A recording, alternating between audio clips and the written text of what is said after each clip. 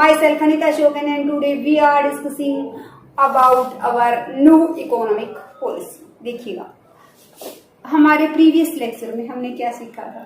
हमने ये देखा था कि जो न्यू इकोनॉमिक पॉलिसी है उसकी रिक्वायरमेंट क्यों हुई, क्यों जरूरत पड़ी है।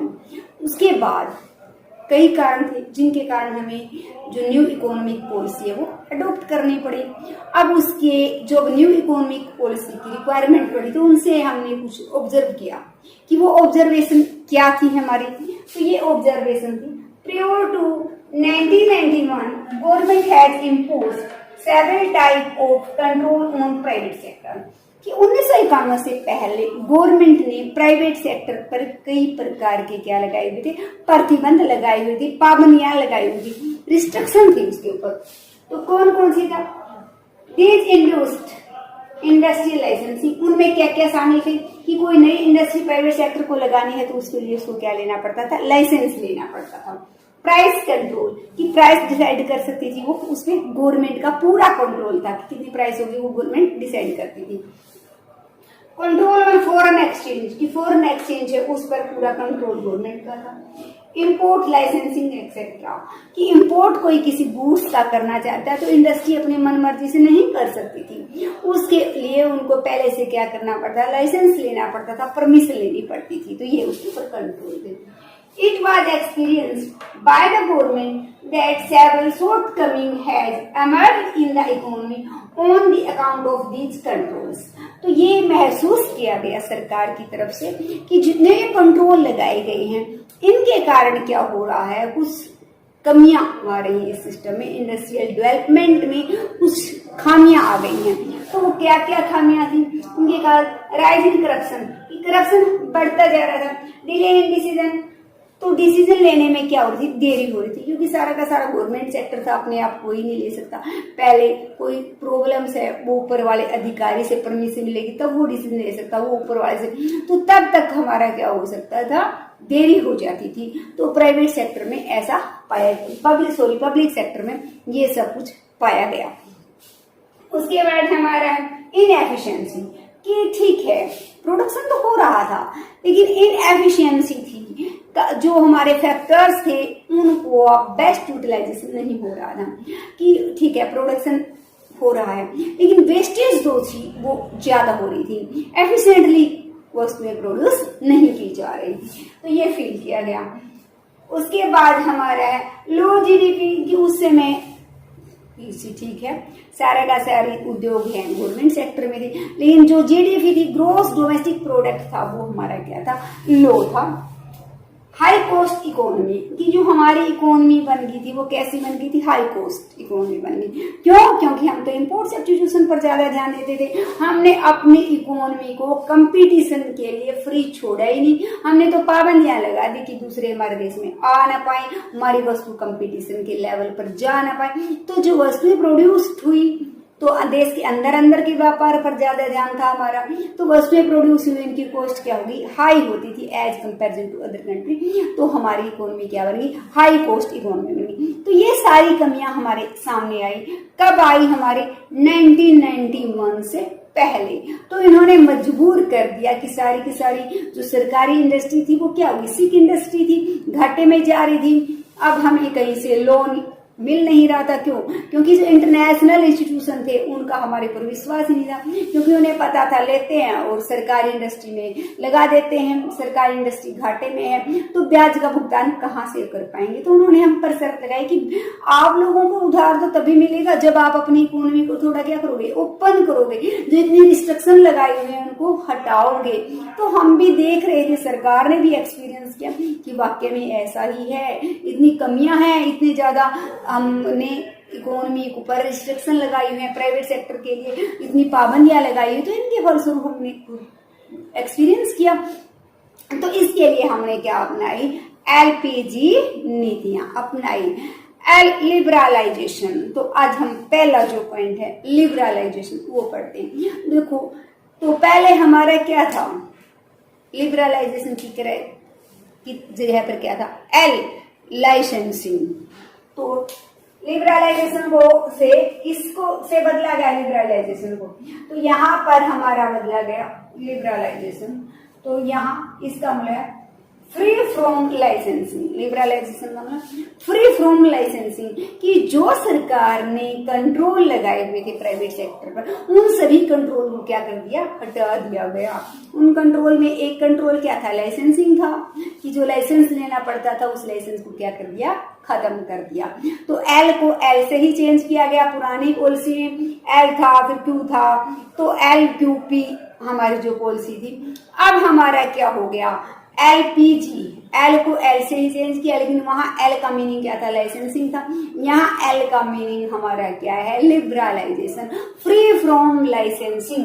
तो सरकार ने ये फ्री कर दिया, प्राइवेट सेक्टर को छूट दे दी, तो वो हमारा liberalisation. Liberalisation of the economy means to free it from direct और physical control imposed by the government, कि गवर्नमेंट ने उस पर जो डायरेक्ट कंट्रोल थोपे हुए थे, उन कंट्रोल्स से उस इकोनॉमी को क्या कर दिया, फ्री कर दिया। कि लाइसेंस लेने का था, उनका पंजीकरण करवाना पड़ता था, दायरा था, कितना ही प्रोडक्शन कर सकते, वो सारी चीजें क्या कर दी, हटा दी, कि आप लोग क्या करो, बेरोक टोक अपने गुड्स प्रोड्यूस करो, ऐसा कर दिया गया उनके लिए। तो हमारा इसमें हमारा मेजर्स टेकन फॉर लिबरलाइजेशन, कि लिबरलाइजेशन के लिए क्या क्या उपाय इस गवर्नमेंट ने किए। तो हमारा ये था, फर्स्ट है हमारा इंडस्ट्रियल सेक्टर रिफॉर्म्स, कि मेन तो सरकार ने क्या क्या की। हमने कहा था फॉरेन एक्सचेंज पर भी गवर्नमेंट का कंट्रोल था, हमारी जो हम कहेंगे रेट ऑफ इंटरेस्ट है उसका निर्धारण भी गवर्नमेंट के द्वारा किया था। तो गवर्नमेंट ने लिबरलाइजेशन मतलब फ्री कर दिया, उन चीजों को हटा दिया। तो किस किस पर क्या क्या चीज हटाई, अब हम वो देखें। सबसे मेन तो हमारा क्या था, इंडस्ट्री पर सरकार का बहुत ज्यादा प्रतिबंध लगा रखे थे सरकार ने, कि वो सारे के सारे उद्योग क्या थे, गवर्नमेंट सेक्टर में थे, प्राइवेट सेक्टर पे हो तो कोई भी नया उद्योग लगाना पड़ता, लाइसेंसिंग की कठिन प्रणाली से, पंजीकरण की कठिन प्रणाली से गुजरना पड़ता था। तो लोग हार तक यही सोचते थे, नहीं लगाते। तो ये सोच करके अब गवर्नमेंट ने क्या किया है, कि कुछ उपाय किए लिबरलाइजेशन के लिए। पहला ये हमारा इंडस्ट्रियल सेक्टर रिफॉर्म की, इंडस्ट्रियल सेक्टर में कुछ सुधार की। इंडस्ट्रियल सेक्टर में कौन कौन से सुधार किए, फर्स्ट है अबॉलिशन ऑफ इंडस्ट्रियल लाइसेंसिंग। क्या कर दिया, इंडस्ट्री के लिए पहले 1991 से पहले जो लाइसेंस लेना पड़ता था, अब गवर्नमेंट ने उस लाइसेंसिंग प्रणाली को खत्म कर दिया। अब कोई भी व्यक्ति बेरोक टोक किसी भी वस्तु का उत्पादन कर सकता है बगैर लाइसेंस लिए। सिर्फ 5 वस्तुएं ऐसी रही हैं, 5 गुड्स के लिए सरकार से क्या लेना पड़ता है, हमें लाइसेंस लेना पड़ता है। वो 5 गुड्स लिक्विड यानी शराब है, सिगरेट है, खतरनाक रसायन है, रासायनिक विस्फोटक है, और हमारे जो रक्षा वाले उपकरण हैं। तो इनमें सरकार, इसके लिए सरकार से लाइसेंस लेना पड़ता है। बाकी किसी भी वस्तु के कारण, कोई कपड़ा है, कोई जूता उद्योग है, इनके लिए कोई लाइसेंसिंग की जरूरत नहीं होती। इनके लिए इसलिए पड़ता है क्योंकि ये रक्षा उपकरण है, देश की रक्षा के लिए जरूरी है। यदि लाइसेंस नहीं लेंगे तो कोई भी इनको बनाने लग जाएगा और देश की सुरक्षा क्या पड़ जाएगी, खतरे में पड़ जाएगी। उसी प्रकार शराब, सिगरेट, खतरनाक रसायन वगैरह है, औद्योगिक विस्फोटक वगैरह जगह जगह बनेंगे तो देश की शांति व्यवस्था के लिए क्या बन जाएगा, ये एक खतरा बन के खड़ा हो जाएगा। इसलिए क्या किया, इनका उत्पादन के लिए पहले लाइसेंस लेना अनिवार्य है। बाकी कोई सी वस्तु के उत्पादन के लिए लाइसेंस की जरूरत नहीं है।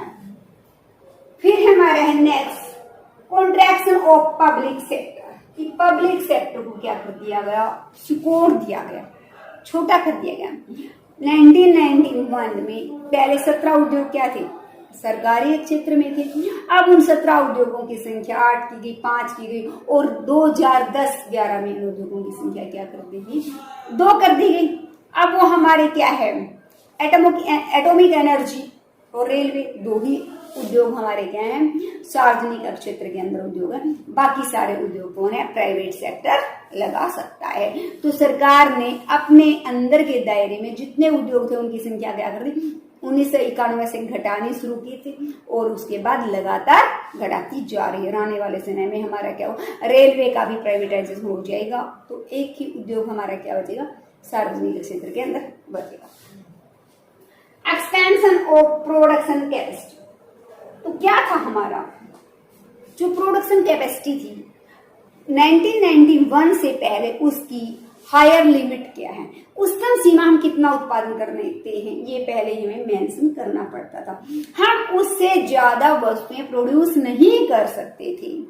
लेकिन अब क्या है, नई इकोनॉमिक पॉलिसी में इस बंधन को भी समाप्त कर दिया। अब हमारी मर्जी है, हम जितना भी चाहें प्रोडक्शन कर सकते हैं। पहले से हमें कुछ नहीं निर्धारित करना कि इतना कैपेसिटी हमारी इतना। अब हम पहले 2 मशीनें लेकर उत्पादन कर रहे थे, अब हम अपनी फैक्ट्री का आकार बढ़ाना चाहते हैं, मशीनों की संख्या 4 करना चाहते हैं, बिल्डिंग की संख्या दुगनी करना चाहते हैं। अपनी मन मर्जी से हम उसको क्या कर सकते हैं, प्रोडक्शन कैपेसिटी को इंक्रीज कर सकते हैं। इसके लिए कोई सरकार की अनुमति लेने की जरूरत नहीं है, किसी प्रकार की लाइसेंसिंग लेने की भी आवश्यकता हमें नहीं है। फिर है फ्रीडम ऑफ प्रोडक्शन।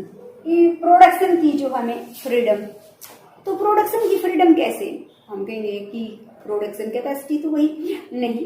पहले क्या था, हमने जिस उद्योग लगाने के लिए लाइसेंसिंग लिया था, हम उसी वस्तु का प्रोडक्शन कर सकते थे, किसी दूसरी वस्तु का प्रोडक्शन नहीं कर सकते। माना हमने सूती कपड़ा उद्योग लगाना है, मैंने उसके लिए लाइसेंसिंग ली है, लेकिन मार्केट की डिमांड एंड सप्लाई के हिसाब से देखते हुए कुछ ही समय बाद मुझे लगा कि इस उद्योग में मुनाफा नहीं है, मुझे तो सूच फैक्ट्री लगानी चाहिए, तो अब मैं सूच का प्रोडक्शन नहीं कर सकती उसमें। लेकिन अब क्या है, अब उद्योगपति को ये फ्रीडम दे देगी कि उसका मन चाहे डिमांड एंड सप्लाई की फोर्सेस के हिसाब से वो क्या करे, निर्धारित करे कि उसको किस वस्तु का प्रोडक्शन करना है, वो उसी वस्तु का प्रोडक्शन कर सकता है।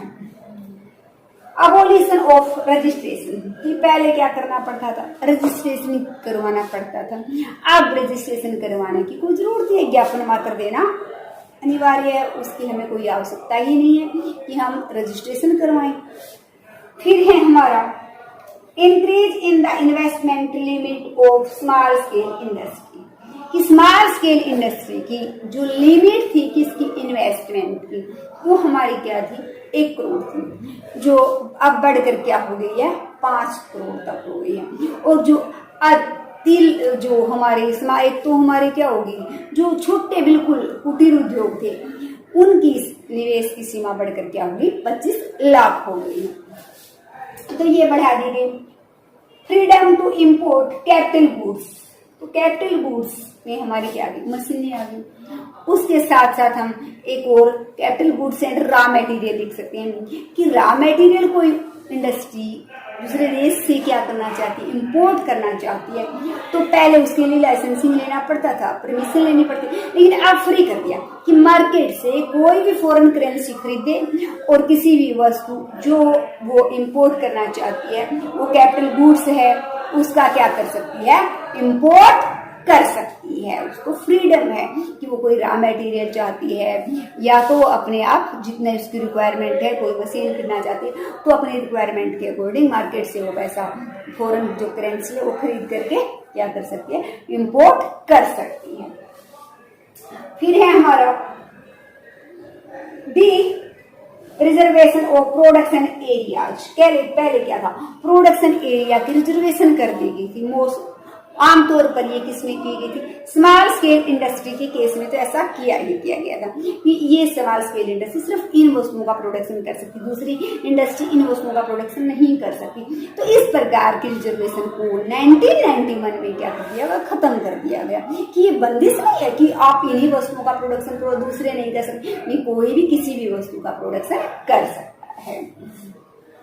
फिर है हमारा फ्रीडम टू इंपोर्ट टेक्नोलॉजी, कि किस पर जोर दिया गया, ये जोर दिया गया कि जो हमारी सनराइज इंडस्ट्रीज हैं, कंप्यूटर इंडस्ट्रीज हैं और इलेक्ट्रॉनिक इंडस्ट्रीज हैं, उनको बढ़ावा दिया जाए, वो ज्यादा से ज्यादा सेटअप की जाए।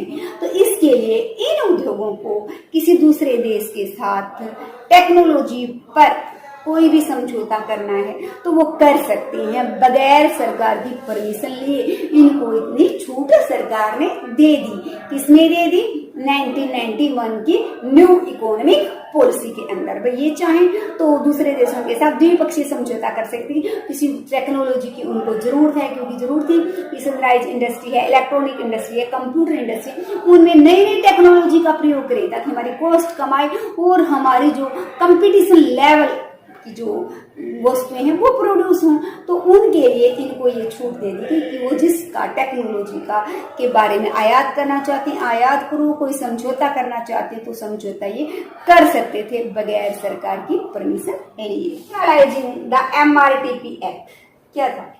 कोई भी कंपनी जिसकी पूंजी जो है उसकी सीमा क्या थी? 100 करोड़ से अधिक की जिसकी पूंजी थी उसको MRTP फर्म घोषित कर दिया जाता था और उस पर अनेक प्रकार की पाबंदियां लगा दी जाती थी। अब क्या किया गया? जो MRTP फर्म्स थी उनको समाप्त कर दिया गया और उन पर से जो निवेश की सीमा थी, जो प्रतिबंध थे वो हटा दिए गए। अब इनको काफी कुछ क्या दिया? फ्रीडम दे दी कि अपनी मन मर्जी से जितना भी चाहे वो इन्वेस्ट कर सकती हैं और आंतरिक मामलों में बढ़ाना है घटाना ये सारी चीजें उनके लिए क्या कर दी? फ्री कर दी। तो ये तो हमारे कौन से इंडस्ट्रियल रिफॉर्म्स थी। अब सेकंड टाइप्स का जो रिफॉर्म्स किया गया वो है हमारा फाइनेंशियल सेक्टर रिफॉर्म्स। तो फाइनेंशियल सेक्टर, फाइनेंस हमारा क्या होता है? धन हमें प्रोवाइड कौन करवाता है? तो बैंकिंग या नॉन बैंकिंग इंस्टीट्यूशन करवाते हैं। तो बैंकिंग और नॉन बैंकिंग इंस्टीट्यूशन थे उनमें भी क्या, उनको भी क्या कुछ फ्रीडम दी गई। तो क्या होता था? RBI पहले 1991 से पहले पीरियड क्या करती थी? एक रेगुलेटर की तरह काम करती थी। किसके ऊपर? बैंकिंग सिस्टम के ऊपर। रेगुलेटर का मतलब क्या है? जो हमारी रेट ऑफ इंटरेस्ट क्या होगी ये किसने डिसाइड किया? RBI ने डिसाइड किया। लेकिन अब वो क्या करता है? एक फैसिलिटेटर के रूप में काम करता है। अब वो रेट ऑफ जो हमारा इंटरेस्ट है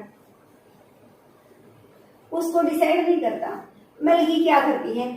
जो हमारे कमर्शियल बैंक्स हैं वो अपने आप RBI की इजाजत के बगैर, उनको छूट है, वो क्या कर सकते हैं? रेट ऑफ इंटरेस्ट डिसाइड कर लेते हैं according to demand and supply. उनको ये छूट दी गई कि पहले जो एक रेगुलेटर से ऊपर से कान मरोड़ता तो वो चलता है, टाइट करता तो टाइट होता है, वैसा नहीं। अब वो अपनी मन मर्जी से भी सांस ले सकते हैं, कुछ कर सकते हैं इधर उधर। तो ये क्या बन गया? रेगुलेटर से फैसिलिटेटर बन गया। फिर है हमारा फिस्कल रिफॉर्म्स। तो अब फिस्कल हमारा क्या होते हैं? गवर्नमेंट, जब भी फिस्कल शब्द आता है तो इसका मतलब revenue and expenditure of government, की गवर्नमेंट की आमदनी और गवर्नमेंट का खर्चा, यही होता है हमारा फिस्कल का मतलब। तो इसमें हमारे गवर्नमेंट की जो आमदनी है वो क्या है हमारे? या तो मोस्टली किससे आती है? टैक्स से आती है या नॉन टैक्स, और भी जो साधन है नॉन टैक्स है, फीस है, फाइन है, तो जब्ती है हमारा, ये जो और चीजें हैं हमारी, या सरकार किसी उद्योग की मालिक है वहां से भी हमें क्या सरकार को आय प्राप्त हो जाती है। तो वो non tax income of government है। लेकिन टैक्स इनकम भी गवर्नमेंट को मिलती है। सबसे major source of government income का क्या है कि वो टैक्स से इनकम प्राप्त करती है। टैक्स हमारे 2 टाइप्स के होते हैं, एक हमारा डायरेक्ट टैक्स है, दूसरा हमारा इनडायरेक्ट टैक्स है। डायरेक्ट टैक्स तो वो होते हैं जिनकी टैक्स शिफ्टिंग नहीं की जा सकती, जो जिस व्यक्ति पर लगाया है डायरेक्टली उसी को चुकता करना पड़ता है, सरकार को देना पड़ता है, और वास्तविक बोझ भी उसी पर पड़ता है। पहला बोझ और अंतिम बोझ एक ही व्यक्ति को पड़ता है। जितने भी हमारे हम कह दें जो हमारी इनकम टैक्स है, प्रॉपर्टी टैक्स है, ये सब हमारे क्या हैं कि हमारी इनकम ज्यादा है, हम मुझ पे लगा है तो मुझे ही सरकार को देना पड़ेगा, मैं किसी और पर इसको टाल नहीं सकती। तो सरकार ने मुझ पे पहला बोझ डाला, अंतिम बोझ भी मुझ पर ही पड़ेगा, मुझे किसी और से लेकर ये नहीं लेना पड़ेगा। तो निगम कर है, संपत्ति कर है, ये सारे के सारे हमारे क्या है डायरेक्ट टैक्स। इनडायरेक्ट टैक्स वो होते हैं जिनका बोझ को आगे शिफ्ट किया जा सकता है, कि प्राथमिक बोझ किसी और पर पड़ता है, अंतिम बोझ किसी और पर पड़ता है, इनको टाला जा सकता है। इस प्रकार से हमारा क्या है जो सेल टैक्स है या प्रोडक्शन टैक्स है, इंपोर्ट टैक्स है, ये क्या है लगे किसी एक व्यक्ति पर है। ठीक है, आपने एक फैन खरीदा तो फैन जिस कंपनी ने उसका प्रोडक्शन किया उस पर 20 रुपए जो है हमारा उत्पादन कर लगा, प्रोडक्शन टैक्स लगा। अब उसने उसकी कीमत में ऐड करके आगे डालकर शिफ्ट कर दिया, हमें पता ही नहीं, हम वो टैक्स तो वो वास्तविक बोझ तो किस पर पड़ता है, ग्राहक पर पड़ता है कि बिक्री कर है, दवाइयां खरीद के लाते हैं, दवाइयों में लिखा हुआ है including all taxes, MRP including all taxes, कि वो टैक्स उन्होंने शिफ्ट कर दिए हम पर, दिए उन्होंने गवर्नमेंट को, लेकिन उन्होंने हमसे वसूल कर लिए। तो जिसका बोझ आगे टाला जा सकता है वो टैक्स हमारे क्या होती है, इनडायरेक्ट टैक्स होते हैं। तो क्या था पहले कि जो टैक्स सिस्टम था बहुत ही रिजिड था और बहुत ही हम कहेंगे सख्त कानून थे इसमें। तो टैक्स की रेट जो थी वो इतनी हाई थी कि लोग क्या कर लेते थे, टैक्स चोरी कर लेते थे उसको, क्योंकि इतना ज्यादा जो टैक्स है वो पे करने में वो अनेबल होते थे और इजिली क्या कर लेते थे, टैक्स की चोरी करते थे वो। तो इस प्रकार से हम कहेंगे हाई टैक्स रेट पहले निर्धारित हुई थी। तो दोनों ही प्रकार का जो कर था, जो प्रत्यक्ष कर थे उनकी रेट इतनी ज्यादा थी और इतने कॉम्प्लिकेटेड वो थे कि लोग उनसे बचने के लिए टैक्स चोरी का रास्ता अपना लेते थे। तो टैक्स के रूप में जो इनकम कलेक्ट होती थी वो बहुत कम होती थी। उसके बाद 1991 में ये देखा गया कि लोग टैक्स चोरी क्यों करते हैं। तो ये एक देखने से पता चला कि टैक्स रेट जितनी हाई है इसलिए लोग क्या करते हैं, टैक्स चोरी करते हैं। यदि टैक्स रेट को रिड्यूस कर दिया जाए तो क्या होगा, लोग विलिंगली टैक्स को पे कर पाएंगे। तो इसके कारण 1991 में डायरेक्ट जो जितने भी डायरेक्ट टैक्स थे उनकी रेट क्या कर दी गई, कम कर दी गई। और इनडायरेक्ट टैक्सेज हैं उनको भी थोड़ा सा क्या कर दिया गया, इजी बना दिया गया, ताकि हर व्यक्ति उसको पे कर सके, किसी भी व्यक्ति पर उसका बर्डन ज्यादा न हो। इस पर आज हमारा क्या इनडायरेक्ट टैक्स में जब हम बात करते हैं GST आ जाता है, गुड सर्विस टैक्स, एक ही टैक्स बचा है। ये अलग अलग जो टैक्स थे वो सारे हमारे क्या हो गए, समाप्त हो गए। तो इजिली हम उसको खरीदते हैं, उस पर जो टैक्स लगता है हमें पे करना पड़ता है। तो इस प्रकार बनाया गया ताकि उसकी चोरी क्या हो, टैक्स की चोरी लोग कम कर सके। ये फिस्कल रिफॉर्म्स थी। फिर है हमारा एक्सटर्नल सेक्टर रिफॉर्म। इंटरनल तो क्या होता है, इनसाइड अवर कंट्री, एक्सटर्नल क्या होता है, बियॉन्ड अवर कंट्री, कि जो हमारे देश से बाहर है। उसमें हमारा क्या है, एक्सचेंज रेट है। पहले डिटरमाइन किसके द्वारा होती थी, बाय द गवर्नमेंट, लेकिन अब उसको थोड़ा सा इजी बना दिया गया कि डिमांड एंड सप्लाई के अकॉर्डिंग हमारी क्या होती है, ये निर्धारित होती है। लेकिन उसके बावजूद इसमें जब सरकार चाहे थोड़ा बहुत परिवर्तन इसमें करवा सकती है। उसके लिए क्या होती है, हमारी सरकार क्या अपना सकती है, डिवैल्यूएशन का जो एक तरीका है सरकार ने वो भी अपनाया कि एक्सटर्नल जो है हमारी सेक्टर के रिफॉर्म करने के लिए सरकार ने डिवैल्यूएशन में हमारा क्या था कि हम जानबूझकर अपनी करेंसी का मूल्य फॉरेन करेंसी के कंपैरिजन में क्या कर देते, कम कर देते। इसके कारण हमारे क्या होंगे, एक तो विदेशी हमारे देश में निवेश ज्यादा करेंगे, दूसरा हमारे एक्सपोर्ट बढ़ जाएंगे, हमारे इंपोर्ट कम हो जाएंगे। तो जब हमारे क्या हो जाता है, इंपोर्ट बढ़ने लग जाते हैं, एक्सपोर्ट कम होने लग जाते हैं, तो सरकार ने डिवैल्यूएशन का तरीका भी अपनाया। तो ये किसके लिए रिफॉर्म किया, एक्सटर्नल सेक्टर रिफॉर्म की। दूसरे देशों के साथ हमने इस प्रकार से हमारे एक्सपोर्ट और इंपोर्ट जो बैलेंस ऑफ पेमेंट इतना अनफेवरेबल था, ये देखते हुए कि इसके घाटे को कम कैसे करें, आफ्टर 1991 सरकार ने डिवैल्यूएशन का भी तरीका अपनाया।